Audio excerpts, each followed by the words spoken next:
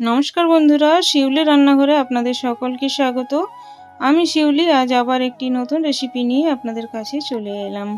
आज आमी आंगुरेर प्लास्टिक चाटनी बानाबो। अनेक रकम चाटनी बानिয়েছেন হয়তো, আর আঙ্গুরের চাটনি যদি না খেয়ে থাকেন আপনারা অবশ্যই একবার ট্রাই করবেন, দুর্দান্ত স্বাদ হয়। আমি কিভাবে এই আঙ্গুরের চাটনি বানাচ্ছি অবশ্যই ভিডিওটা স্কিপ না করে দেখতে থাকুন। চলুন দেখে নিন কিভাবে কি প্রয়োজন। প্রথমে আমাদের এখানে আঙ্গুর নিয়েছি কিছু পরিমাণ।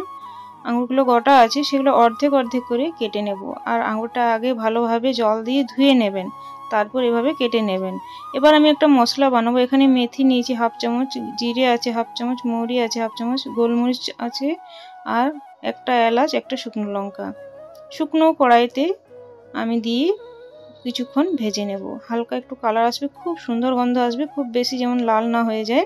গ্যাসটা এবার অফ করে দেব। দেখুন খুব সুন্দর কালার এসেছে। এটা ঠান্ডা করে আমি গুঁড়ো করে নেব। এবার ঝালটা বেশি খেতে চাইলে লঙ্কার পরিমাণ বেশি দেবেন। এখানে কড়াইতে আমি আবারও পরিমাণ মতো জল দিয়ে নিচ্ছি। 1.5 বাটির মতো জল দিলাম। চাটনিটা যেরকম গ্রেভি রাখবেন বা চাটনিটা কেমন রাখবেন সেই হিসাবে জলটা দিয়ে নেবেন।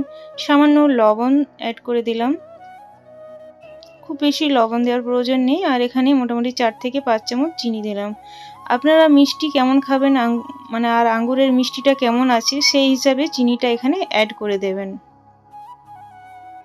তো চিনিটা পুরোপুরি গলে যাওয়ার পর আর এভাবে যখন পুরো ফুটবে সেই সময় আঙ্গুরগুলো দিয়ে নিতে হবে। আঙ্গুরটা দেওয়ার পর এখানে আমি মিডিয়াম আঁচে ঢাকনা দিয়ে ঢেকে আঙ্গুরটা সেদ্ধ হওয়া পর্যন্ত রান্না করব। প্রথমে ভালোভাবে এভাবে মিশিয়ে একটা কোনো কিছু হাতের সাহায্যে নাড়িয়ে নেবেন আর তারপর ঢাকনা দিয়ে ঢেকে নেবেন।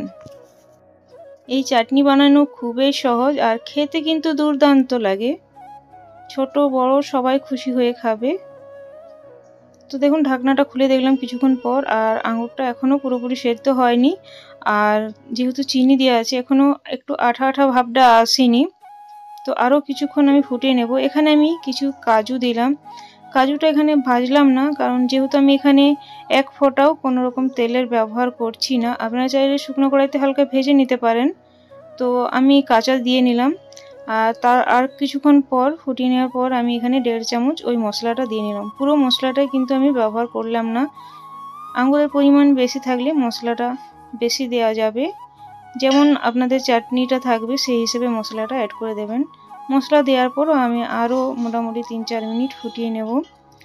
আঁচটা এখানে আবারও মিডিয়াম করে দিয়েছিলাম। দেখুন খুব সুন্দর ঘন হয়ে গিয়েছে আর দেখতেই দেখুন কি দারুণ লাগছে।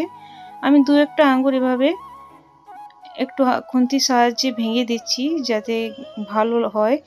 বন্ধুরা আমার এই রেসিপিটা ভালো লাগলে প্লিজ লাইক শেয়ার কমেন্ট করে সাবস্ক্রাইব করে আমার পাশে থাকবেন। পাশের বেলটা প্রেস করে অল করে দেবেন, তাহলে নিত্য নতুন ভিডিও বা রেসিপি সবার আগে আপনাদের কাছে পৌঁছে যাবে। বেশি ভালো লাগলে প্রিয়জনদের মধ্যে শেয়ার করতে ভুলবেন না।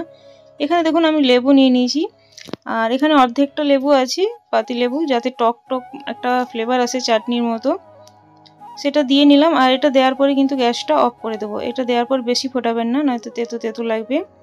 গ্যাসটা অফ করার পর দেখুন এইরকম কালারটা এসেছে, কি দারুণ এসেছে, দুর্দান্ত হয়েছিল এটা স্বাদ।